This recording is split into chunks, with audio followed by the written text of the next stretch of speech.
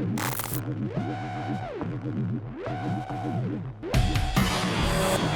to the Electric Theatre.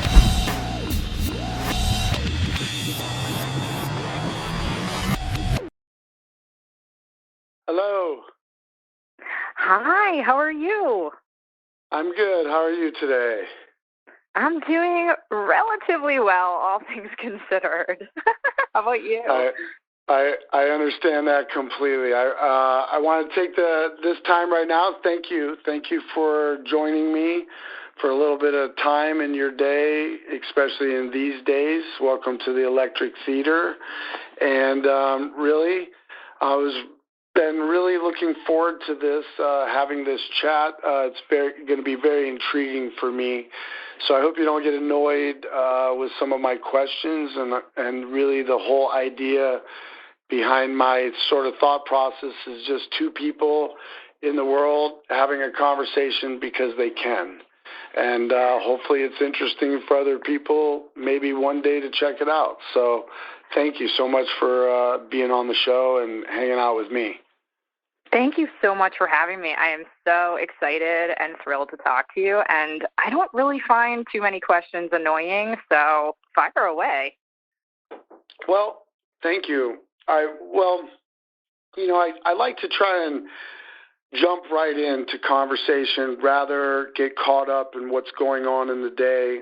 We're all very aware, and we'll touch on some of that, but I like to just, get right into it. So I'm just trying to think of I tell everybody, I kind of let music find me, so I love music. Music's sort of my God, and I won't go out and try and find it. I let it seep into my life, and it does brilliantly.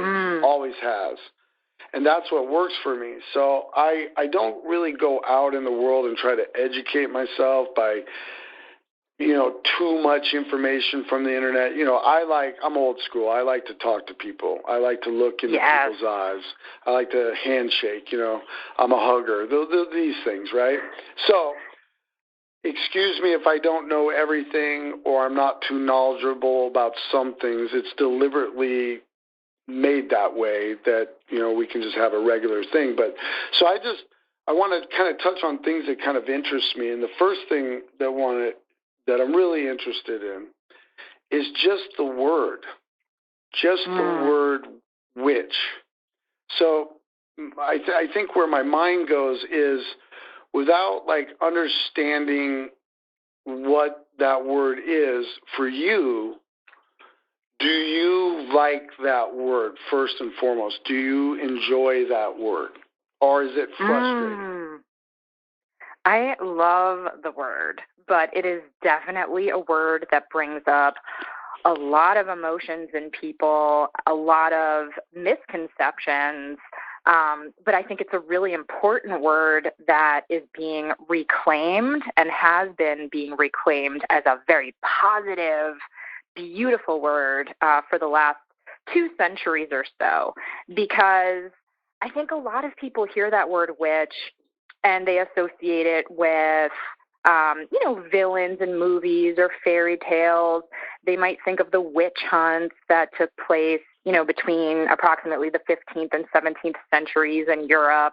And then, on the tail end of that, here in the U.S. in Salem, although it was just a tiny, tiny little bit here in the States compared to what Europe went through. And so there's a lot of, I think, fear and discomfort around that word. But since the 19th century, we've seen a lot of incredible writers and artists and spiritual people reclaim the word witch as this positive word to signify somebody, and it can be someone of any gender, but it's usually someone who is at least engaged in what I'll call feminine energy. Often it's women, but not always. And people who have the power to transform themselves and transform the world. And depending on who you ask, that can be a metaphorical transformation or a literal transformation. And so for me, witches are these really rebellious, feminist, free thinkers. And because of that, certainly there are people who are threatened by them. But overall, I think it's a really positive word and one that I'm really proud to identify as myself. Okay.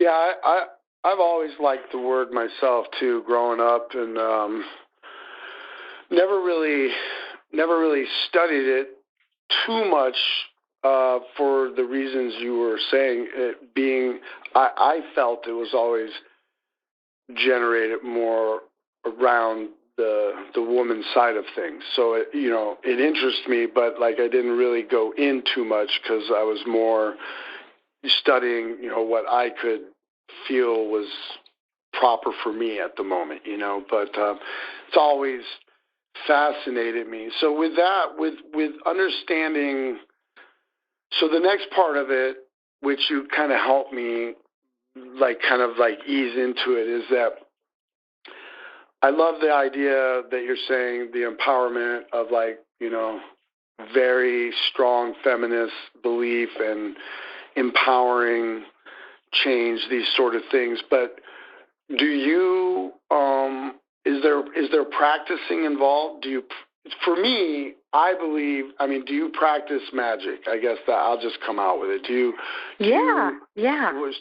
So go ahead. The question is, do you practice magic then? Yes. So I use the word witch in a lot of different contexts in regard to myself. So I am a pagan. So my spiritual practice is paganism, though I was raised Jewish, and it's not like I, have handed in that card. That's still part of my heritage too. But paganism is a really big part of what centers me and how I celebrate the cycles of the season and how I honor the fact that there is spirit in everything. I also do rituals and cast spells. I have a coven that I'm part of. So, a lot of the trappings that I think people are assuming when they hear the word witch, that is certainly something that is incorporated into my life. But the word witch is also a part of my identity as someone who feels a deep kinship with outsiders and people who have been oppressed for being, different or not being, part of the white cis heteronormative patriarchy, right? Because witches are really antithetical to all of that. And so I also identify with the witch as an archetype. And so I think that's what sometimes confuses people a little bit, because the word witch has become really trendy lately. And some of it is that, yes, more people are reading tarot cards and, doing herbalism and casting spells, and that's really wonderful. But there's also a lot of people that are calling themselves witches because they see it as, this symbol for resistance and rebellion, and that's certainly something that's important to me too. Yeah, I've seen a lot of that. It's awesome that you touched on it, because honestly, I would say in the last couple of years, I would feel that it was random, but now speaking to you, it's a little less random in my mind thinking about it. But I've had numerous of people just in odd moments kind of refer to themselves as that, as a witch. And I do believe a lot of these people are very strong individuals who speak out about what needs to be spoken about and are taking matters in their own hands. Very impressive, but dropping that word, and I've just downloaded it. I was like, that was weird, because I associate the word with more just the overall umbrella magic. I when I think about it, but I do know that there's much more to it, and so I think that's what I'm trying to catch on, is this other possibility of what it is besides just being practicing magic, which could be in the ritualistic form and other things, that there is this side of confidence, and that the word can represent another sort of mindset, right? Absolutely. And that makes me think of the fact that so many artistic people like yourself, I think, naturally gravitate towards magic or towards, at least questioning ideas of the spirit or the invisible world or using your intuition. And I actually teach a workshop with a dear friend of mine named Jonica Stuckey, where we talk about ways to use magical techniques to generate creative work. Because to me, art making is very magical. I mean, you are taking these images, words, music, of your imagination, or perhaps you believe it comes from some outside force or spirit, depending on who you're asking. And then you're using that to shift people's energy and consciousness. Like I think about what you do as a musician and the energy that you're tapping into, both when you're writing music and making music, but also when you're performing in front of that crowd. Like, I would guess that you feel some kind of energetic shift happening. Am I right? Absolutely, 100%. Yeah. So, and the fact that, you guys wear masks, I mean, that is such an amazing ceremonial, ritualized kind of symbol, right? And so that's really interesting too. So I think a lot of creative people gravitate towards these notions. And that doesn't necessarily mean that you need to call yourself a witch. And yet I see a lot of similarities between what you and other artists and makers do and what, witches and other magic practitioners do. Like, I think there's a lot of blur between magic making and art making. And sometimes I think they might even be the same thing. I don't know.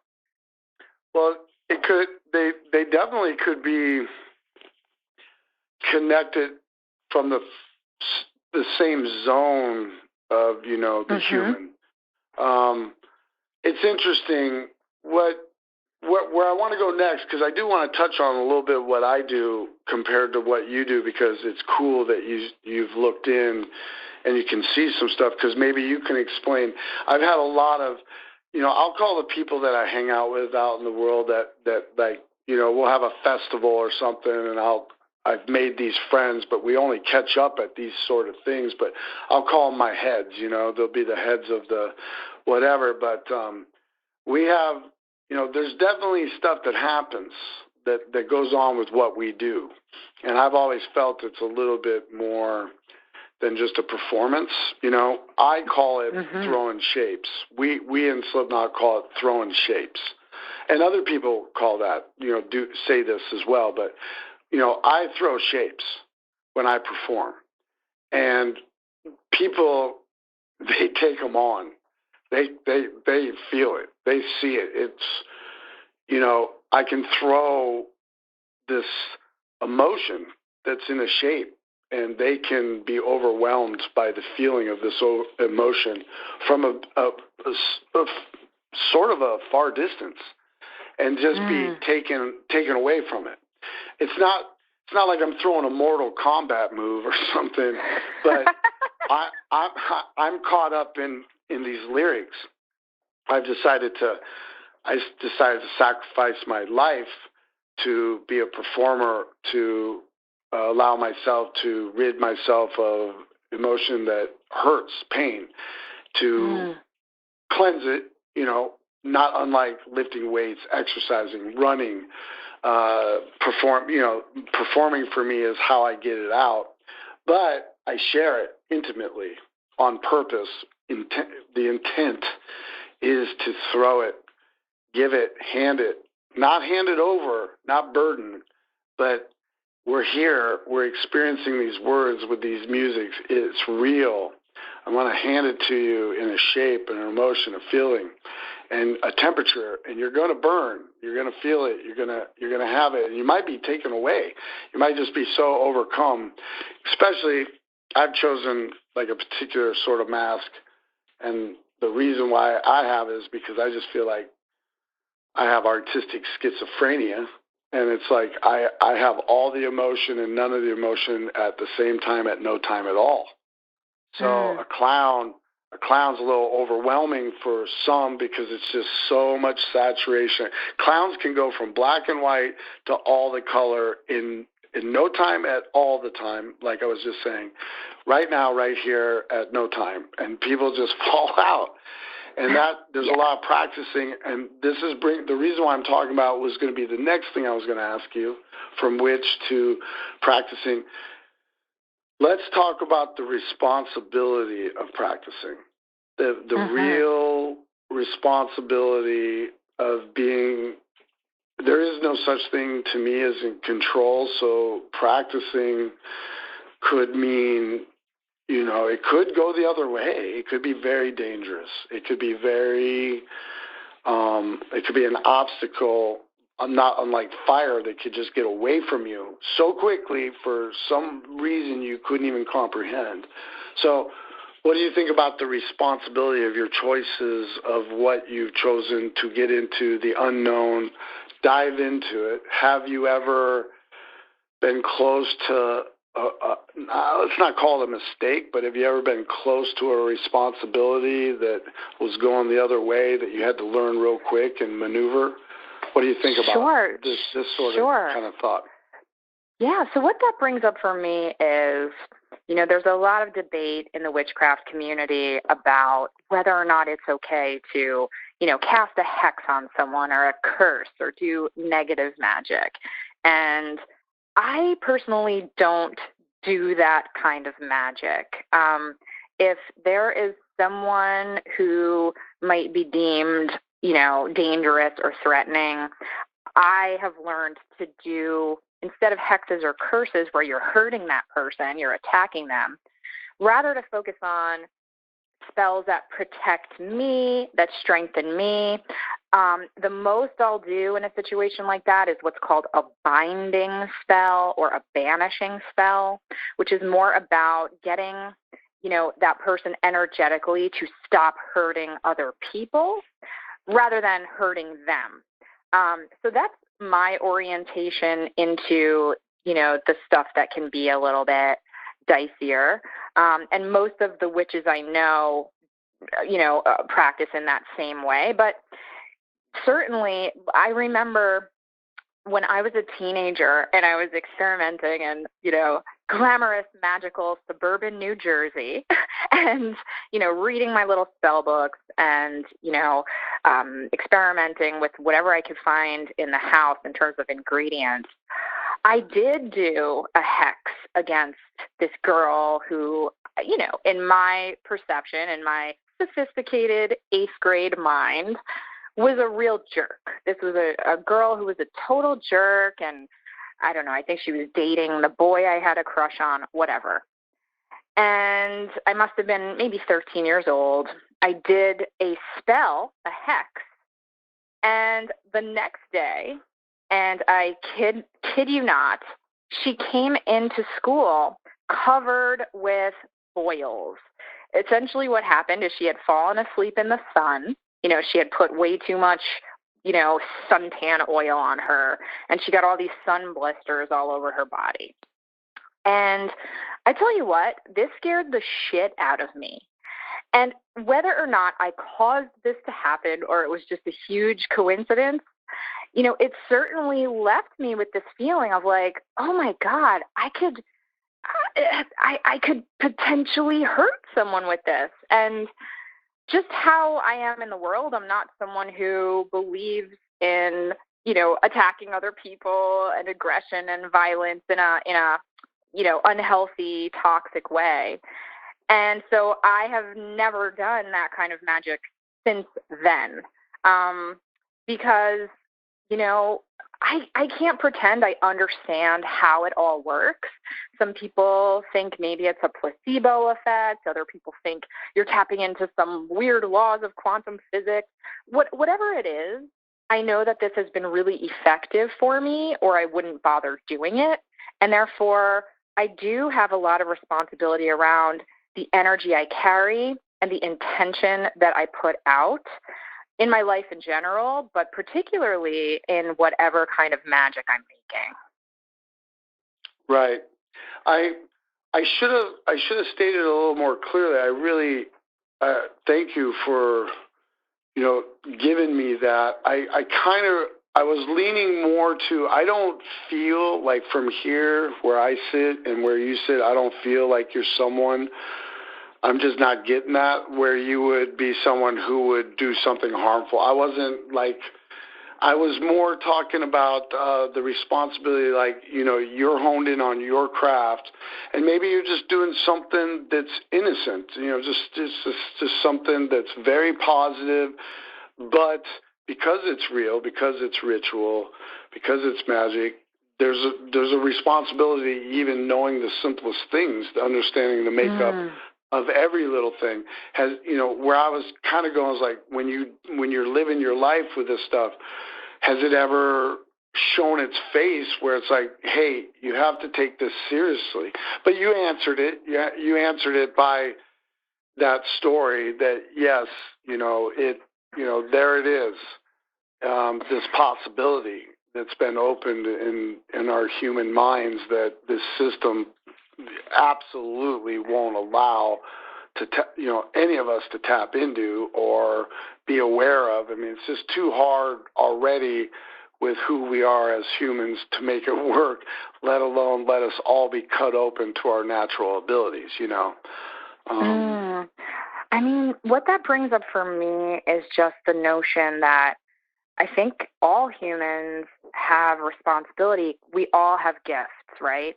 And mine happens to express itself via, creativity. I'm a writer and a podcaster and a teacher and a witch.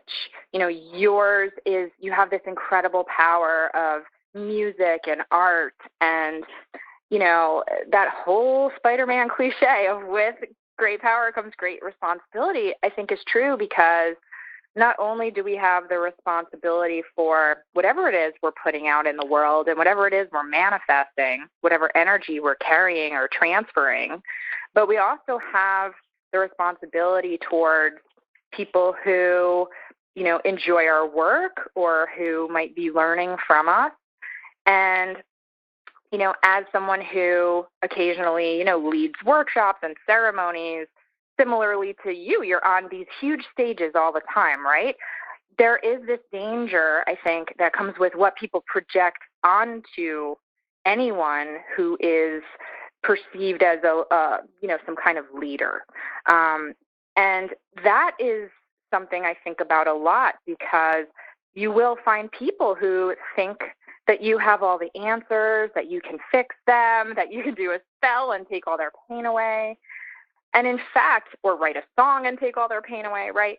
But in fact, I think it comes down to all of us as individuals who have to take responsibility for ourselves and our own gifts and how we express them in mindful ways.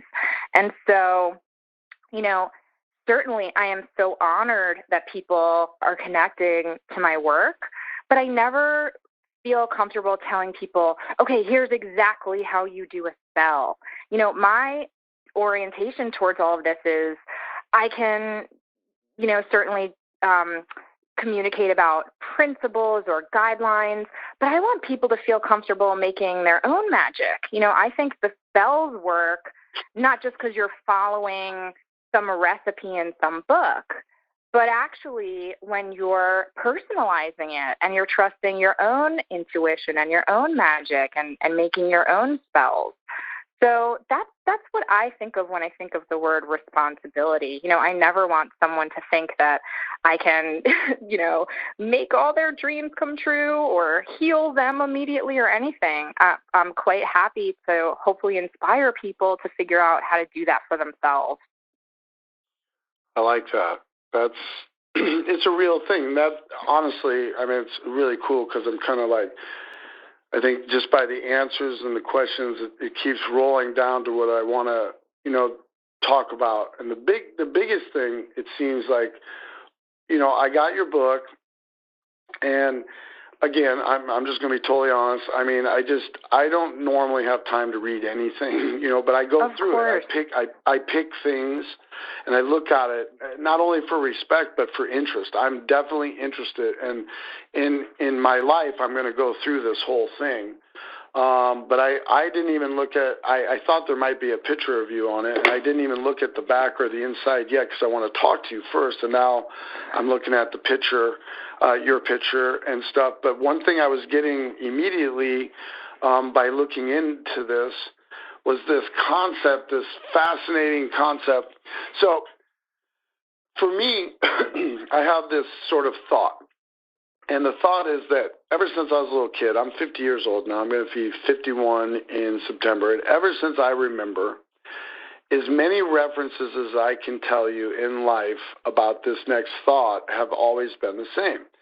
And what it is that scientists and, people and whoever the hell they are in my life have always expressed this notion that human beings only use up to a certain potential of their brain. And certain people like Einstein and other people have utilized a little bit more of their brain. So I, from a distance, just kind of look at that numbly. I numb myself to the system and the books and the words. I just look back and I try to get Cro-Magnet Man and just kind of like get a guttural instinct on this theory of what you're talking about, right? And what I'm saying is, why do they say that? Maybe it's because we already use 100% of our brain, and we need to be told that we only use our up to 12%. I don't know why we're always being told this or how people are educating themselves about how much we're tapping into something we don't even know about. So what little bit I got into this was this whole thing of being able to recognize these abilities within oneself to conjure reality, to take things, mix things, thoughts, words, the ability to change not only people but situations around you by the inability of belief, questioning oneself, saying, I feel this way, but I've been told I can't act this way or do this. It's not accepted or something, but I'm going to do it. You do it. It feels right, whether it's a thought, a story, a situation, a conversation, and then you continue.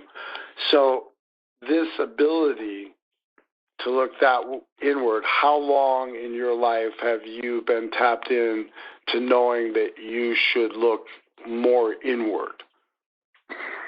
Yeah, that's a wonderful question. And I've heard that a lot too, that humans only use a certain percentage of our brains. And for me, I don't know if the number matters. I do believe that people are conditioned to stop trusting their instincts at a very young age and to think that the imagination and, even play, to think that these things are not valuable. And so we're taught to cut off, part of ourselves or our interests or our natural abilities in that way. And I'm very, very blessed because I grew up in a household where both my parents were really creative and they just wanted me to be myself.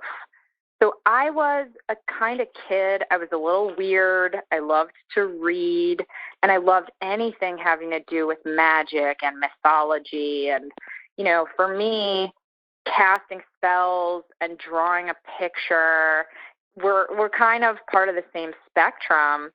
And I'm just very lucky that my parents never made me feel ashamed of it. They never said, oh, you're getting a little old to like magic. You're getting a little old to be into unicorns or whatever the hell, right? They just really allowed me to follow my path. And I believe that a lot of people have that instinct and they gravitate towards magical stories. Think of all the magical stories that were told when we're children, and then suddenly we're just supposed to grow up and not be interested in it anymore. So I think many more people are interested in magic and spirituality than they might even realize. And it's funny because a lot of people who like my work or listen to my show or whatever, they often tell me a similar thing, that they loved magic and then they got away from it for a while, and now they only feel like they have kind of the permission, I suppose, or the validation to come back to it as something that's worth thinking about and reading about and studying and learning. And, I just feel very grateful that I was encouraged to just follow this through, That seems to be, I think, the big part of life that I've been acknowledging lately is just parents, the reward system, the basic necessity of reward within a human's psyche. So I break it down to, you're an infant, you're trying to walk, or you're a toddler or whatever, you're beginning to try and learn how to walk. You take your first step, your parents just praise, so much love and excitement, you're walking within a day because of all that reward. So it's just so important for parents to acknowledge and reward. And it sounds like, your parents accept it and allow you to be you. I have 4 kids, and I always thought they were mine. And, you realize real quick that they're theirs. And you have to make, as a father, I've got to be like, whoa, these are people. And I find it interesting to I don't want my kids to be like me. I encourage them to be them. I'm not going to get caught up on like, you need to play football. I mean, it's just not going to happen. It's not going to happen. They're them, so that's really cool that you were allowed to kind of search in your way for what you enjoyed. Absolutely. And also, which isn't to say my parents didn't also teach me, the more practical kind of lessons that kids have to learn. And I sometimes think people, not you, Clown, but some people assume that if you're a witch, that means you're not grounded. And, myself and most of the witches that I know are very high-functioning people who pay our rent on time and, do our taxes. And you know what I mean? It's not just that we're living in this airy-fairy world. And in fact, I think a lot of being a witch is about integration, integrating the dark and the light, integrating the spirit and the body, integrating, pain and joy, which I also think is kind of different from a lot of the, capital R religions that teach us, we only want to be in the light and get into heaven or whatever. And, I imagine that a lot of people gravitate towards your music, for example, because I'm sure they feel lots of joy when they're listening. But I also think you probably are helping them through a lot of shadow, too. And I think that's really important. So, yeah, when it comes to the idea that you're allowing your kids to just be themselves, whatever gifts they have, I think that is just the greatest thing because, yes, you're a parent. You're also their guardian, right? You're a guardian of their souls flourishing and allowing them to be whomever they are here to be. Well, as you get older, I refuse to believe I'd ever be in a midlife crisis, but at 50, I got to say that if that's the way the general public wants to say it, then okay, I'll have to dumb my own brain down and submit and say, okay, I'm having a midlife crisis, if that's what it is. But really, for me, it's the acknowledgement life is coming crashing down on the reality of what is important. We've had some loss in our family, as everybody does, and just you look back and you start asking yourself what really is important. So that's what's really going on with me these days. Is like I'm stripping away the system. I'm stripping away what anybody who is caught up in the system trying to make me believe what is more important than my own existence or the ones I love around me, that anything is more important than that. Life, Yeah. Two people getting together, choosing to live their lives together. They're human beings. I threw out the word. I'm done with the word wife. I even tell my wife this. I'm like, I'm done with that. Done with the word marriage. I'm done with all this BS because we're human beings. She doesn't have wife duties. She doesn't have wife duties. I don't have husband duties. We're two human beings choosing to live our lives together. So we have duties upon each other with respect and trust and communication as humans. And that's how I'm just getting so stripped down so quickly. I've been out in the yard, fixing up my yard, getting back in touch with trees, things that I was really around when I was a kid, and the communication. And I don't particularly like birds.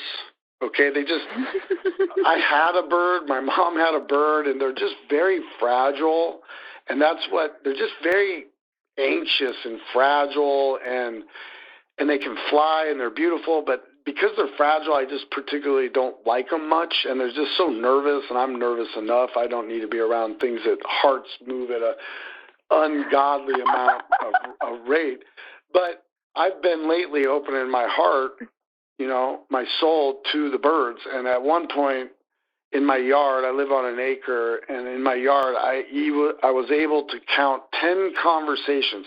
I was able to stop the noise in my head, the phone, leave it some random place, not care, just tell everyone I'm doing something, and this has got to happen. And at one point, just sitting down and really, not unlike putting on headphones and listening to guitar players, drummers, all these people playing and having to play my part, not unlike that, I was able to pick up 10, and I'm not exaggerating, 10 conversations or actions being spoken. And it really levitated me to a different zone, because I was reaching into some ability that's been being clouded out by things like responsibility with numbers and things that just really, they exist in like a linear digital way, but they're not, it's not in my pocket, it's not even on my checkbook, it's not even in a ballpoint pen. So I love these ideas of just continuously going with instinct, like you were saying, going with instinct, acting on it, seeing where it leads, and just shuddering because of it, and then building on it. Yes, and what you're describing, too, about connecting with nature, I would argue or offer that you're also connecting with your own body, right? You're present, you're feeling the breeze, you're using your ears, you're listening. And a lot of witchcraft or being a witch is just that. It's not just about casting spells or whatever. It's also about, celebrating the changes of the season, celebrating the cycles of the moon and the different energies that come with the different phases. It's about connecting to the sounds of the birds. And there's this word that I love, which is somatic, Somatic, which essentially refers to the body or being in the body. And a lot of magic is somatic. In other words, you are generating energy and shifting your consciousness, not just by your thoughts, that's part of it, but it can also be through dancing, through drumming, through trance, through sex, through art. And that's all about incorporating and celebrating the senses of the body, too. So I think that's really great. And I want to be clear. I think there's a lot of beauty and truth to be found in all religions. But I think when religion gets a little bit shady and potentially even really damaging is when it cuts us off from our instincts and our bodies and makes us feel ashamed of our instincts and our bodies. And so I think the fact that you're naturally, instinctively being out in nature more as a modality of healing and stress relief and connection is really powerful. And I think that's why more and more people in general are gravitating towards alternative modes of spirituality, because human beings want to feel connected. We want to feel connected to ourselves, to each other, to nature, to spirits. And a lot of ways that religion has been taught to many of us, not always, but often, is about making us feel ashamed of those parts of ourselves. So I think it's beautiful that you're seeking new ways to feel that connection. Yeah, it's been, I go into such a place live. It's a real thing, I disappear within the moment, and the communication and the feelings, the spirituality between humans and myself, collaborating in the feelings, that's where I've been for so long. My whole day is preparing for that, and only for that. It's the way I talk on the phone. It's what I choose to eat. It's how I sleep, everything to get on that stage and give every ounce of energy and be soulless to offer the human condition over. And basically, for me, it's funny because my therapist says I only tell the truth when I wear the mask. And, Yes. But I would have never told anyone. I mean, that's an absolute true thing that I just said, and I'm giving it away. But the reason why I'm giving it away is because I'm working hard on telling the truth. I'm working hard on being able to acknowledge the fact that when I'm there, you're going to get the reality behind this human being. It's deeper conversation, obviously, and would take a lengthy amount of time of why that is. It comes up with a lot of upbringing and things that happened and what have you. But the only way that I can really practice what I need to practice is I need that. And I need that to be able to help me be able to translate what it is. And the only way to truthfully translate what I feel I have to translate, I have to sort of have a blank canvas. And even though it's a clown mask or an entity that people can subscribe to in their brains, they void me out. They void my face, my hair color. Oh, he's doing something different with his hair, or he's got contacts in, or he needs to fix his teeth. Whatever it is, they're void of it because they got to deal with that canvas, and that's the canvas I've chosen. They got to start there, and that helps me be the catalyst, the inhibitor or whatever. I can get right in, but it's a beautiful thing, and especially when people and yourself. And I'm saying this because I'm asking you. It's a beautiful thing when two people together are really using instinct and freeing themselves from this system that I want to remind everybody humans have made. We have made this system that we're locked to. So it's very weird to me that there's still people that would buy into a worthless system. I mean, we got to have some things. But anyway, what I'm saying is when you do, what I wanted to bring up was tarot. Do you read tarot? It's so interesting, speaking of instinct, that you bring that up, because I was about to bring up tarot to you. And the reason is, well, let me answer your question. I'm actually in the process of writing the little book that goes along with a tarot deck. I didn't do the artwork. It's this other amazing artist named Elisa Setzinger, and it's for Sabbath magazine. But essentially, so I love tarot. I wouldn't call myself an expert reader just because I'm friends with so many of the world's experts, and I just couldn't bring myself to put myself in their category. But I love tarot, and the image of the clown makes me think of the very first tarot card, which is the Fool. And for people who aren't familiar with tarot, the Fool is not about being an idiot or, it's about having this open beginner's mind. And the clown and the fool are very tied to each other because they can, due to that,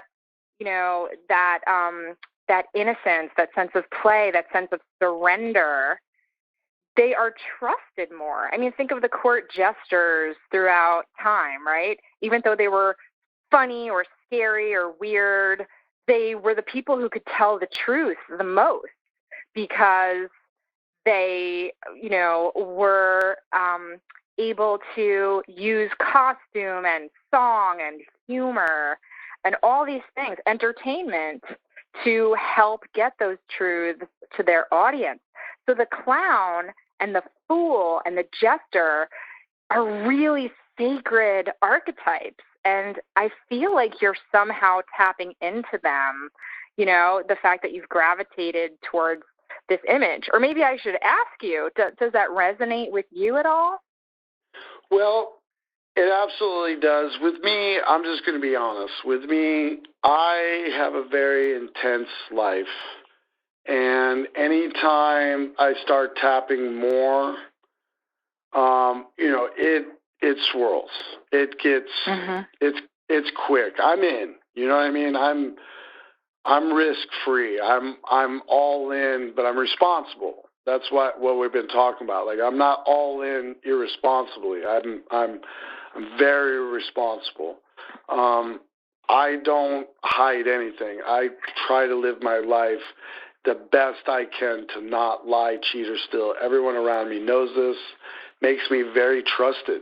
And I can be. I'm proven, I mean, my agenda isn't just to be something else at the end of my life that I wasn't my whole life.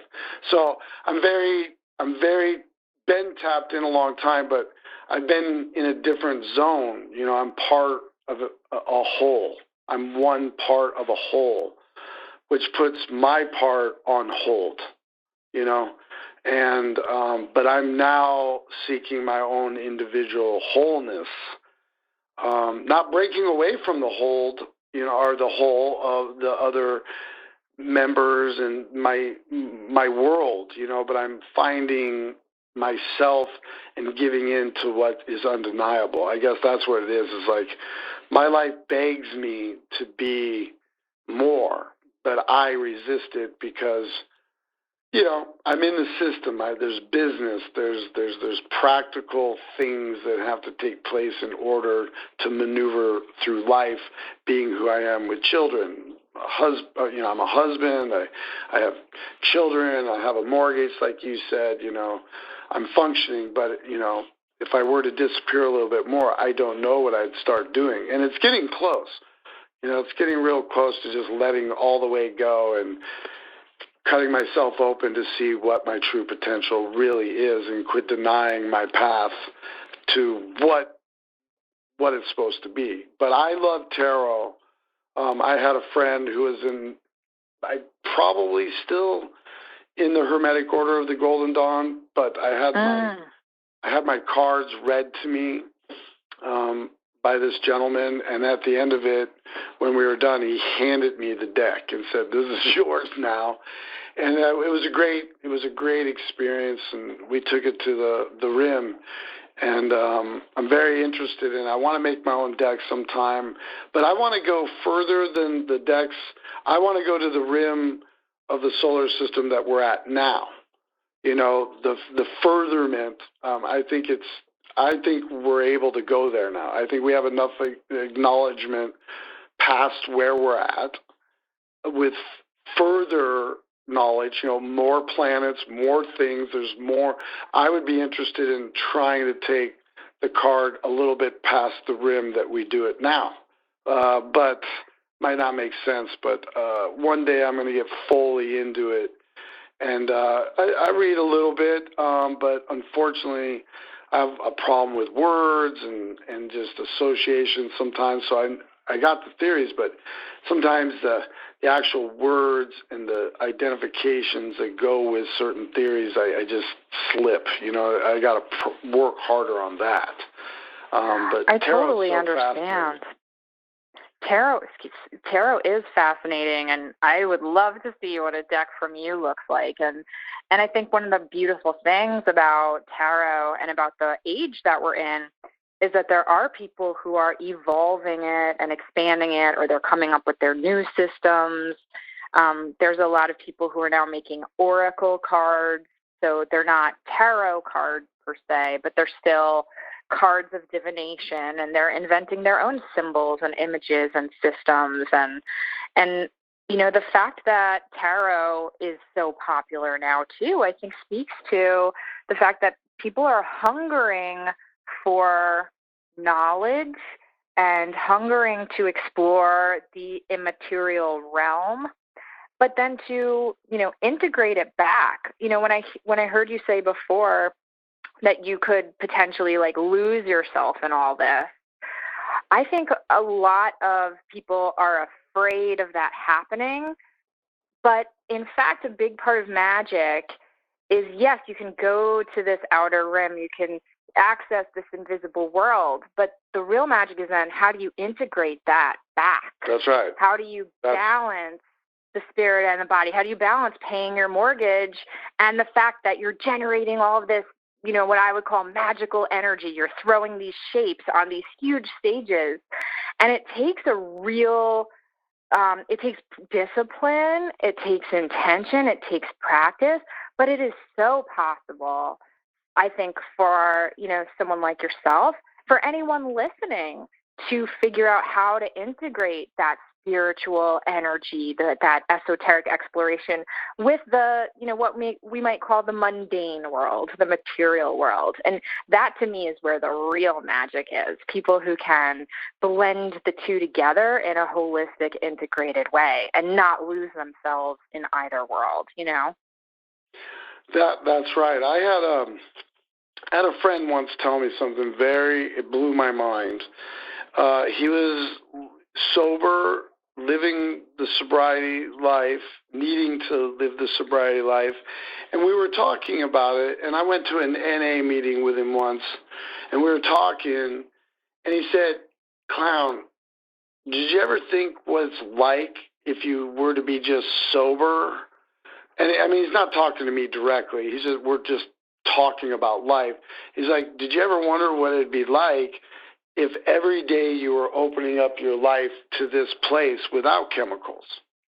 What would happen if you had 20 years free of sugar, caffeine, nicotine, drugs of any type, and every day you were practicing opening yourself up to just what this place is?" And that blew my mind, because I feel like the system has taught me to try and escape and offered me things to offer me a moment of escape. There is no escaping the earth. There's no escaping the volcano, the lightning, the rain. There's no altering the earth, the sun. There isn't. You have to submit control. You cannot. So when I say lose it, I feel like I have a bigger cause within me. I always have felt that way. But I'm not going to get down a religion hole, because it's not for me. That's all it is. I can't open my real self to things that just aren't acquired. They're just not part of me, I don't feel. And I'm not political, and I'm not a survivalist. Do I like, I follow politics, but I'm not smart enough in that world, because I don't want that negativity. That's what makes me, whatever, but I don't want that. I'm aware of religion. I respect faith. I will never tell anybody what to believe, but I've always felt like, on a human sense, I had a bigger calling than just because I'm just 1/9 of what I do. But I love all this kind of stuff of just, it all boils, I guess what I'm saying is it all boils down to oneself, to just adhering to your own ability to recognize how you feel. Feelings are chemical. You make them. You can't make me feel anything. I make myself feel through chemicals. You can't even trigger me. I allow you to trigger me. It's all chemical. Wouldn't it be interesting when you can control your chemicals? They say, in theory, when you can use more of your brain potentially in the future, you might be able to self-heal more, because you might be able to acknowledge that you have white blood cells and send them to the area. I mean, I think we can do that now, but we're just locked in. So I'm fascinated with this ability for all of us to go more inward, because it's not working on this planet now. There's 7 billion people, and it's not working. We're seeing it right now firsthand. The most simplest organisms just mandating authority on the planet everywhere. I mean, it's just the simplest of thoughts proving to us what life really is and what life really isn't, what's important and what's not. So, yeah, scary to let go. When do you think you just gave in and just didn't worry about what anyone was going to think? Not that you ever did, but when did you just give fully into your own potential and then start building on it? What age? You know, that's such a great question, because I had a corporate job for a long time, and I was actually quite successful in this corporate job. And I wasn't pretending not to also be a witch. Anyone at work who knew me knew my interests, and I've been writing and curating art shows about magic and teaching and all this other stuff even while I had that day job. But it's definitely something that I compartmentalized to some degree. And then just, I kind of kept peeling back layer after layer after layer until maybe about, it might have been 4 or 5 years ago. I had, I don't know that I would call it a crisis, but I just couldn't take it anymore. I was so miserable, and I felt pulled in these 2 different directions. I had this whole magical creative life on nights and weekends, and I would have this big corporate job during the day, and I started getting depressed and more anxious and really felt not integrated. I felt like I was kind of being torn in two. And bless my incredible husband, who, allowed me, well, maybe that's not the right framing, who assisted me in figuring out how can I really step into my power in a public way. I was still doing magic and doing a lot of things in public already, but I hadn't quite taken the big, ta-da, this is what I'm devoted to 100% leap. And then, I stepped away from my day job. I thought it was just going to be for 6 months. And during those 6 months, I started my podcast and worked more on my book and sold the book. And lo and behold, the other thing I want to say is I was also really following a lot of signs, what I call following the trail of cosmic breadcrumbs. I think sometimes we get these signs, these messages, these clues that kind of tell us we're on the right track. For me, I have this deep connection with the goddess Artemis, who's the Greek goddess of the moon. I loved her since I was a child. And all of a sudden, I would see these images of arrows and deer and the moon, and, her name would pop up. And that kind of felt like her telling me, in a way, whether symbolically or not, that I was on the right path. And so, eventually I quit the job and have been doing this full time ever since. So it's been a process. It really has, and it continues to be a process for sure. Well, you were saying earlier, you were like, look, I'm responsible. I have a mortgage. I pay it, everybody. It's like, everybody gets these ideas of what it was. And I'm here to tell everybody, you have a book.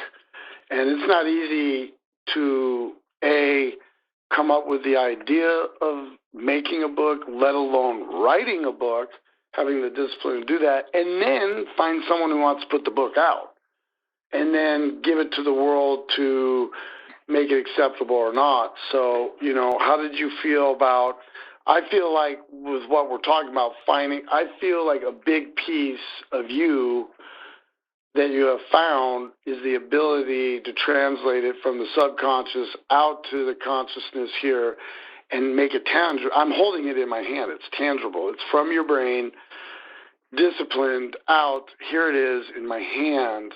That's quite a feat. I've tried to do it a couple times, and I missed the mark. I missed the mark on who I am. So how hard was it to write this book? Was it effortless? Or was it time? Was it time? Was it a feat? What was it? Well, first of all, thank you for acknowledging all that. And I'll say this was one of the most difficult things I've ever done in my life. And you hear that a lot from writers. They say that it's so much work and it's so hard and whatever. And you hear it, but until you actually do it, I think it's hard to explain because it's just you. There aren't collaborators. All you really have is your brain, your research, and your, notebook or your computer. And so there were days when it felt like squeezing blood from a stone. You're really just like squeezing your brain and the focus and the discipline to write a book. And it made me respect anyone who's written a book, even books I think are really shitty, because I now know what it takes in terms of that focus and that discipline to do that work. And as with anything, and I imagine you might feel the same way as a musician, there were days when the words flowed and there were days when they absolutely didn't, and I was proud of myself if I wrote 2 sentences, and just sticking with it and showing up every day despite the days when it feels really grueling is I think the real important piece of it. You just keep doing it and doing it. And for me, what got me through was not to get stuck in my ego, like, oh, I want a book out so everyone thinks I'm so smart and the book is so great. Of course, I have an ego, and part of me hoped that would happen. But I would try to tap into the greater offering or the greater intention behind the book, which is, I hope this book is of service to people. I hope it's of service to spirit. I hope it gives them the knowledge, the inspiration, the strength, the information, the hope that they need. And so whenever I would try to tap into that current instead of, oh, I want to impress people, that's what would carry me through, because I can be a perfectionist. I can be very self-critical. And I found that when I get caught up in that shit, it's because I'm just worried about little me and my little ego and how people perceive me, rather than my greater purpose, which I think we all have, which is to help each other and to be a channel for creative force and love and compassion and healing and magic. So that's what really got me through on those tough days, and I'm really grateful it's out there. Well, it's quite an accomplishment. I love the way it feels. You chose good color and a good feeling. It feels real. I wrote a book, about the band, and really the idea was to write a manual. And when I gave it to someone to read, I asked them what they thought, and they gave me a bunch of blah, blah, blah, and I was like, what? And then they were like, let me read it again, and that was a bad sign that they'd had to read it again. And then they read it again. I was like, okay, what'd you think? And he's like, it's like a manual. And I was like, I'll never put it out. I'm like, that is not me. That's the system. So like a year ago, I finally hit it. It finally hit me. It's my responsibility to tell the truth to the best of my knowledge as I remember it. This trail that I've been on, this path that is separated and been forked and had good times and bad times, uphill, downhill, through water, poison ivy, the whole deal. It's my responsibility on this planet to tell the truth as best as I remember it. And that's not what I was doing. I was just kind of explaining like, oh, this guy came in at this time and left at this time. I mean, that's just not me, you know. It's more like why this guy even showed up and why this guy no longer showed up. You know what I mean? So it's very hard to be intimate with yourself, right? You know, it's easy to go, I'm going to write a book, and then you start doing, you're like, what the hell am I talking about? Like, you have to get a chapter name, and then you got to follow that chapter, and then you're like, well, why did I even come up with that chapter name? Now I need to come up with another chapter name and follow my instincts. So I think writing a book, getting it out, and then facilitating the system by, you know, you have all this lovely blue, and then you get it on the back, and boom, there it is, barcode. There it is. That's the real, that's what makes it tangible, because that's the system. That's their world right there. Boosh. Yep. But that's what makes an accomplishment out of your subconscious. It's so hard to get that. That barcode is very difficult to obtain. And when you say you respect people that write shitty books, I'm right there with you, because they still cut through and somehow for themselves cut through and got something very important done. And hopefully they build on it and make it better for themselves. Well, absolutely. I would be very interested, as we were talking, we won't go into it. One thing I want to tell you is, again, I really enjoyed our talk, and thank you for spending time in this day, in this world.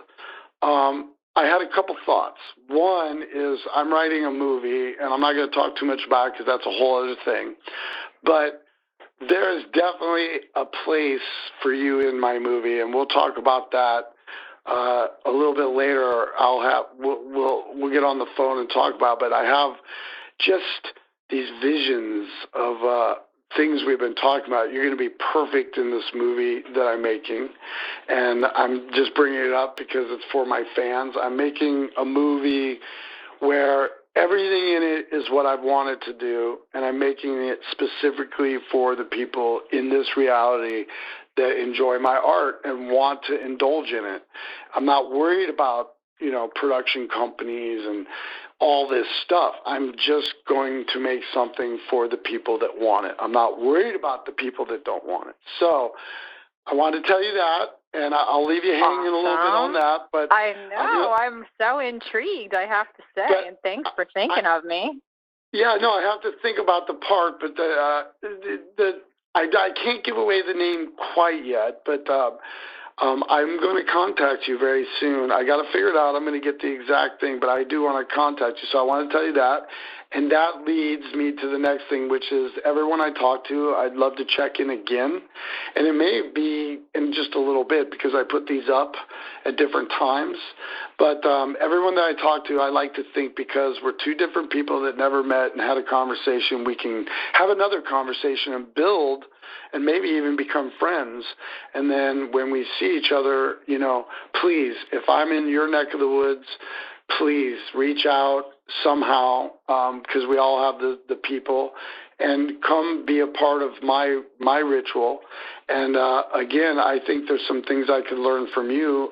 So we will be in touch, and that'd be great, because knowledge is something you give, and I have a feeling there's some things you could teach me.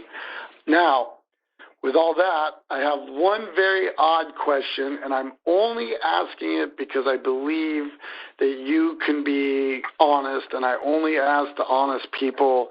And you might laugh, and you might go, oh, this sucks, or whatever, but I think it's relevant. It's relevant because you brought up the word unicorn, and you brought up other things that gave me hope, and I just wanted to ask you a simple question.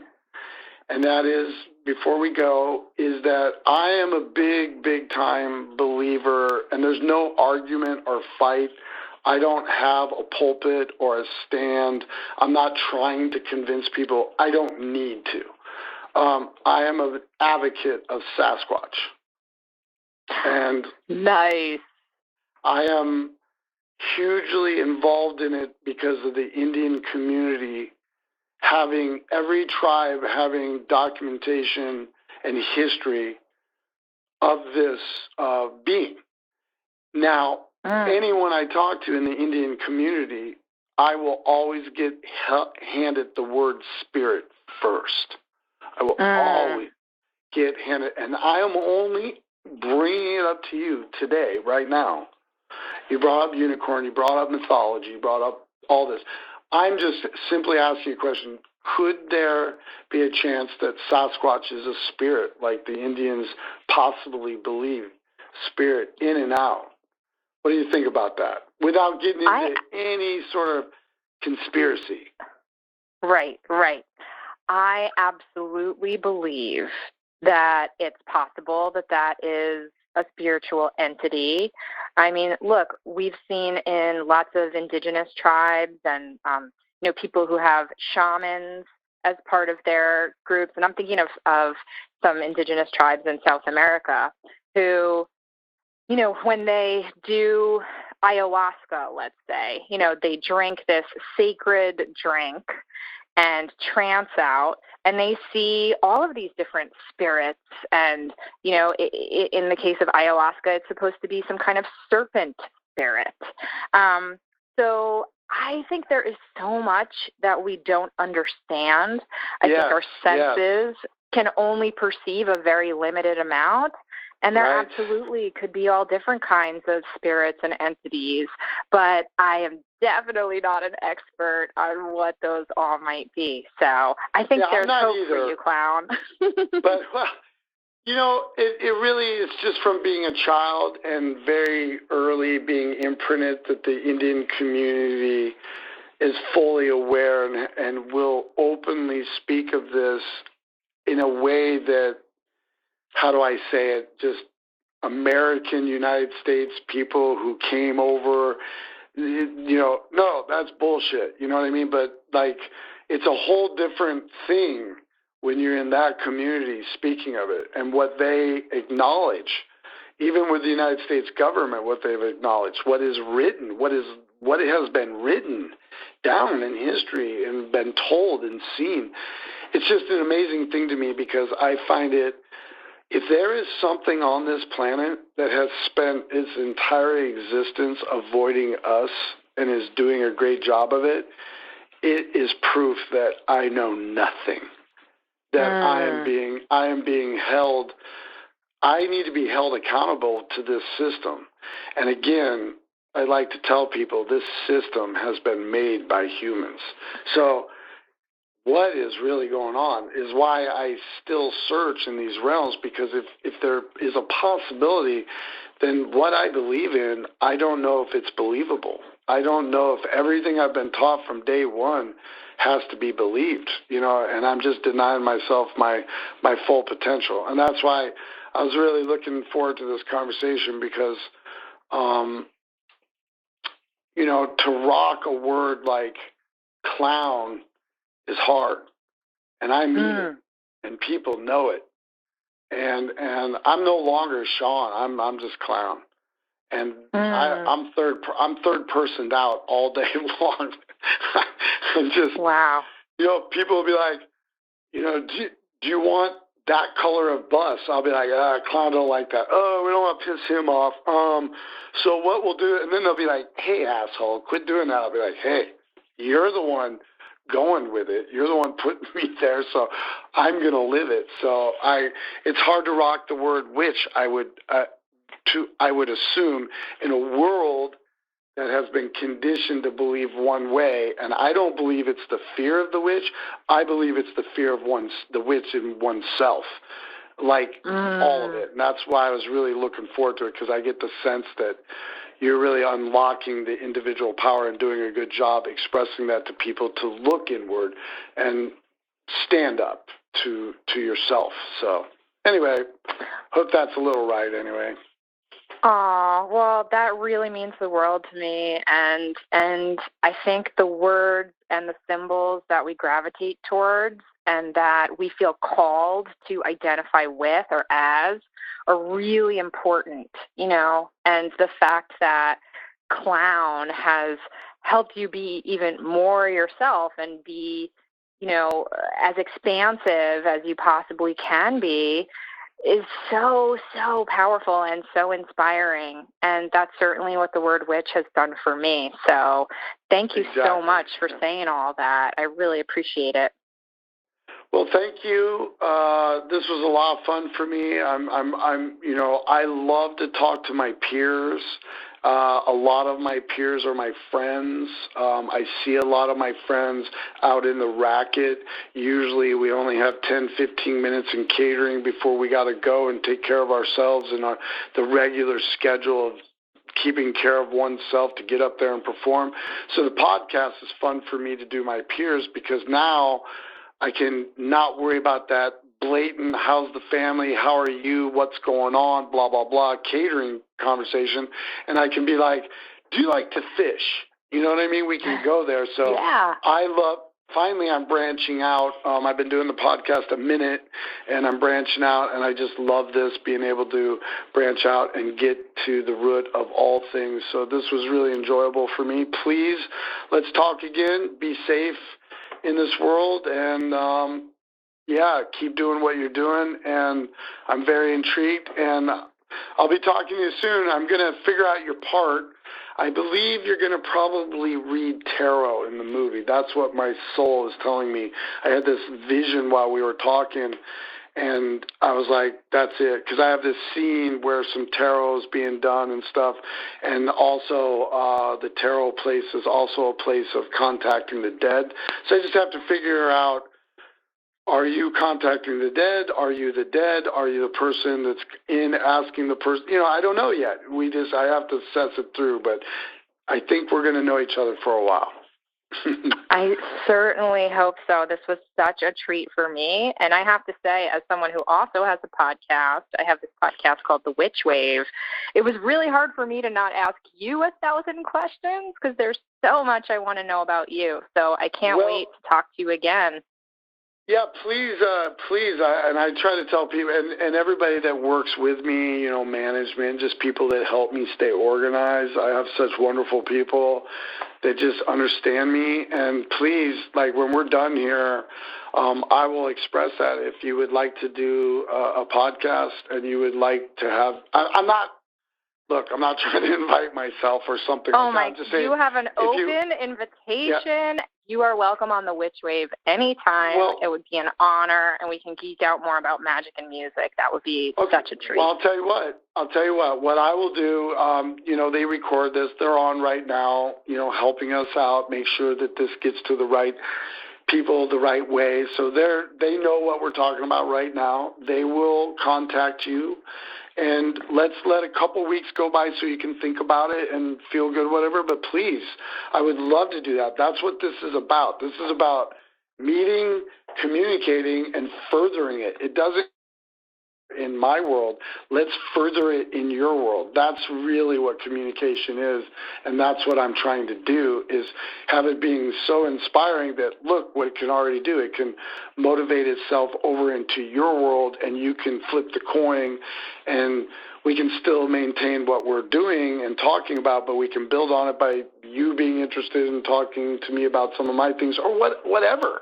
So it's great. Yeah. I'd love to. Please, I'd be honored if I could do that. So we'll do that. And again, thank you. Have a great day. And I think we'll be talking really soon, actually. So it'll be great. Awesome. Thank you so much for having me, Clown, and you stay healthy and safe and full of magic. I will, and you stay safe and healthy as well and full of magic as well, and we will be talking very soon. Have a great night.